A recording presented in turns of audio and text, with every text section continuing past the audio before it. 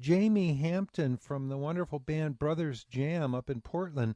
We want to talk about Brothers Jam a little bit, but he told me that he had been to Sphere and he's friends with the Edge and he knows a lot about the backstage operations at the Sphere because he went there when U2 was playing. Are you there, Jamie? I am. I'm totally here, and I'm filled with good vibrations after that last call. Yeah. So tell us what you know, man. I want to hear more about the Sphere and what you learned about it. Well, if people have done a little bit of research, they know that U2 had about a year to develop their show, maybe 18 months. And it was all, it started very conceptual, like the idea of this performance venue and then who would be the right sort of team of people, And when you talk about U2, you're not talking about four guys. You're talking about an entire team that has spent, 40, 45 years, almost as long as the Dead when you think about it, to amass a vast sort of library of visual imagery. And it's all of their work is, it's very human. It's very cross-cultural. It's all about storytelling. And so they had, another thing I found out, which was really kind of hilarious, is when their creative director, Will Williams, first heard about this, he said, "No way, we can't do this. It'll crush us. I can't see how we would take this U2 into that space."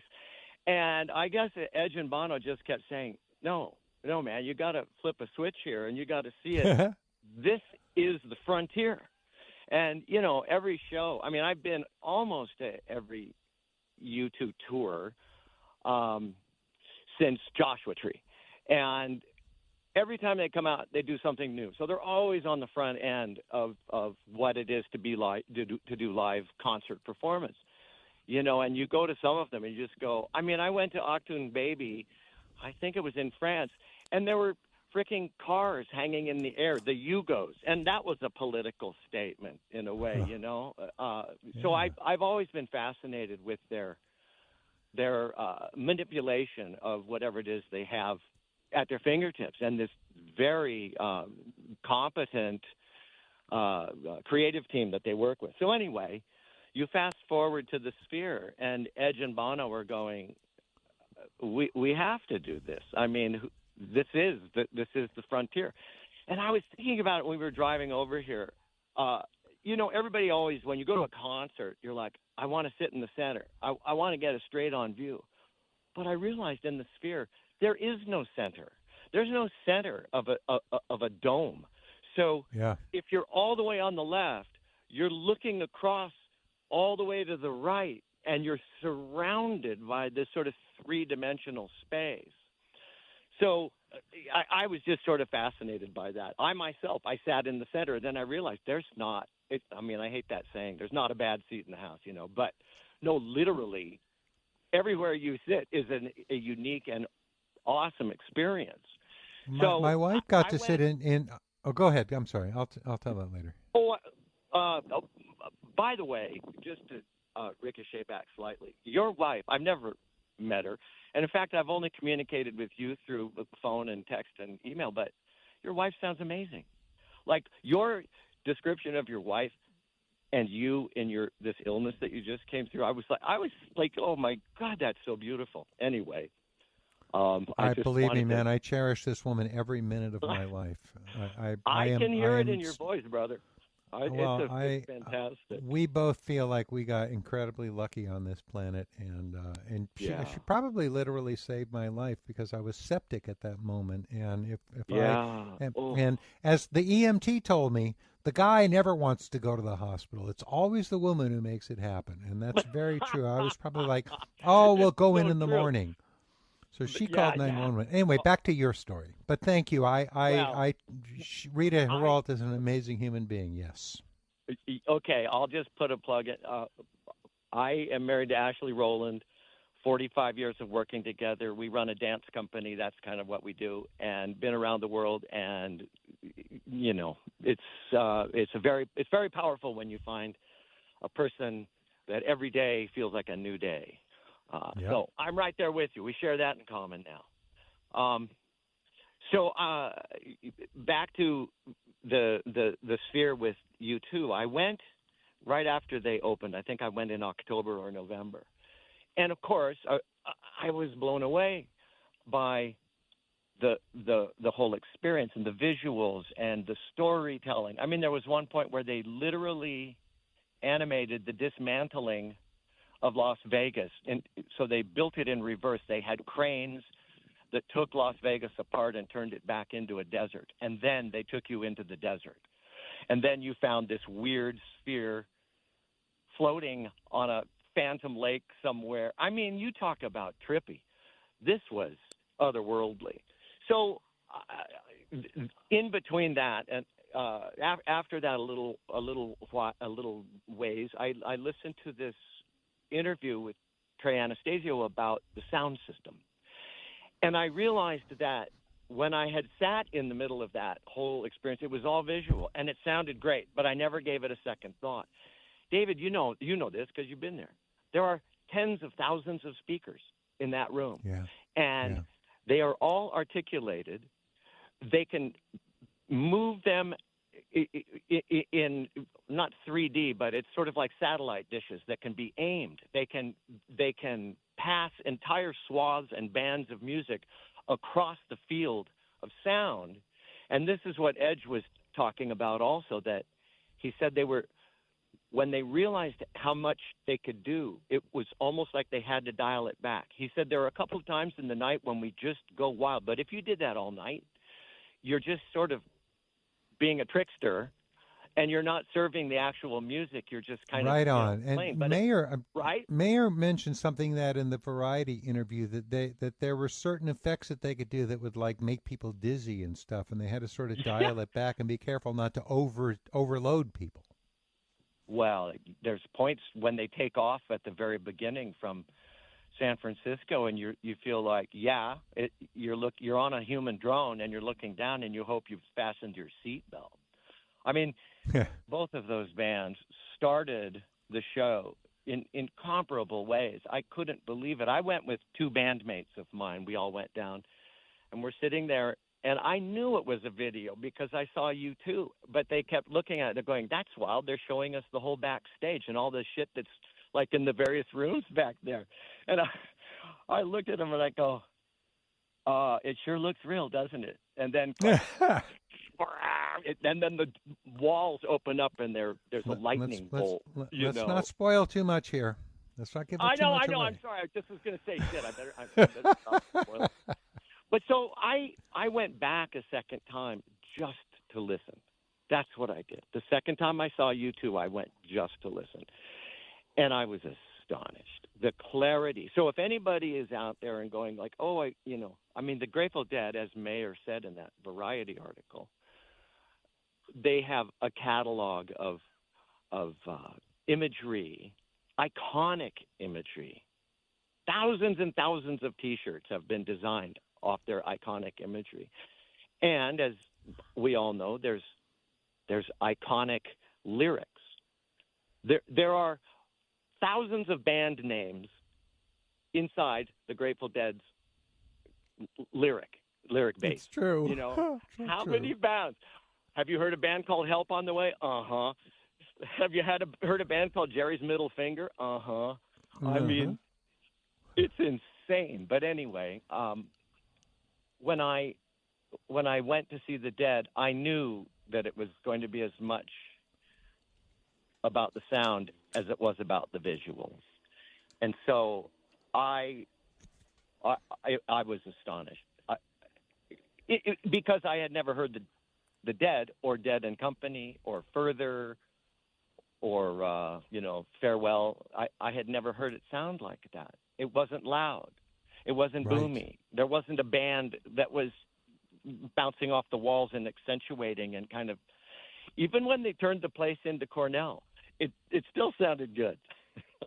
It feels like, Well, that would be funny if they could adjust the sound in the building to match the acoustics of the thing that they're depicting. It would be funny if it turned into a boomy college gym for that. And then when they go to Red Rocks, it becomes more open field. That'd be funny. Yeah, exactly. That would be really funny. And when they're at Cornell, they have to inject the air with some beer fumes also. Yeah. Listen, Sorry, before I let you go, that was up. I want you to tell me about Brothers Jam. I was just reading on your webpage that this band goes back to the 70s. Is that true? The Brothers Jam, I'll try to make it fast because it's a long story, but the Brothers Jam started in the basement of a friend of ours, the Shoemaker family. Our parents were friends. And there were 3 brothers that played music, I think. Yes, 3 brothers that played music in that family, and my brother and me in our family. And so we used to get these 5 brothers together in this basement, and we would play twice a year.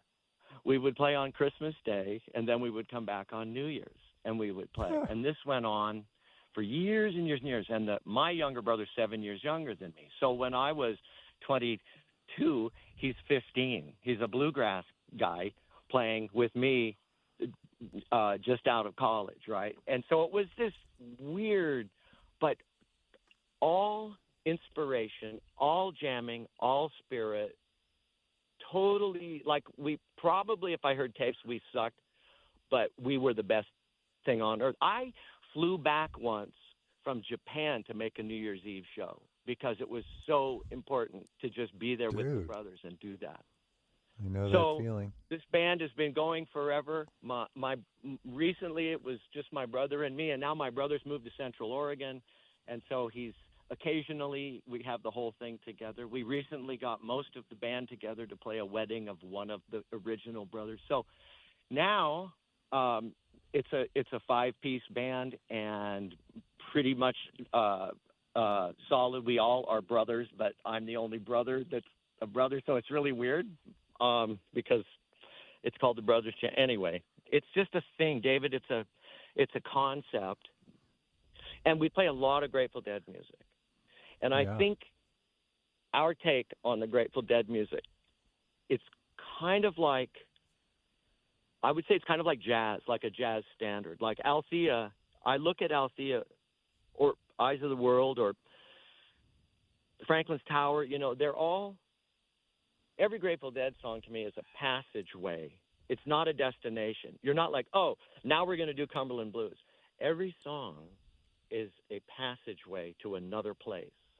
Oh, yeah, I like that. And the audience knows it, and you know it. Yeah. And when you're going, like, this is a kind of my take on it for our band. The tribute is merely to the experience. I never try to. I mean, if a song demands a lick, I'll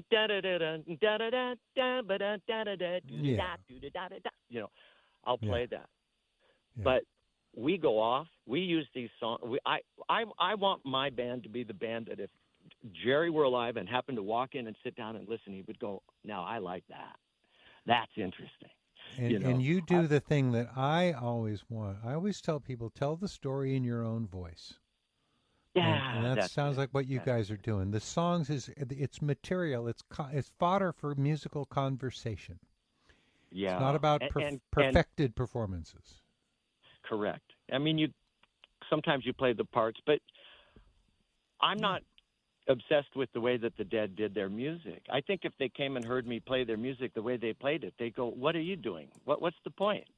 Where's your life?" So deeply inspired by Working Man's Dead, deeply inspired by Europe 72. Actually, the first record I got of theirs was that original one. I think it may have just been called The Grateful Dead. It's that cover, that psychedelic cover. Yeah, it scared the one with Viola Lee Blues on it. Totally. It scared the absolute crap out of me to look at that album cover because I wasn't like a brave young man. I would look at that thing and I go, "Who's that guy with the American flag hat?